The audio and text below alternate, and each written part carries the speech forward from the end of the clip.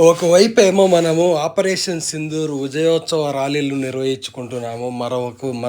వైపు ఏమో మరొక వైపు ఏమో మధ్యప్రదేశ్ రైతులు రోడ్డెక్కి మొత్తుకుంటున్నారు.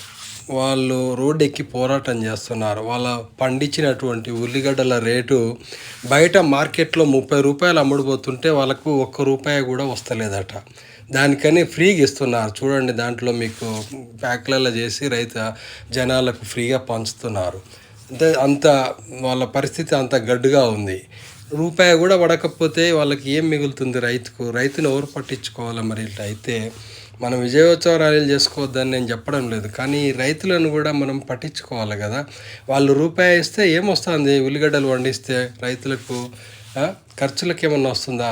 ఊరికే ఒక రూపాయితో ఏమీ రాదు. కరెంట్ బిల్ రాదు, వాటర్ రాదు, ఏది రాదు. మరి ఇది మన దేశ పరిస్థితి.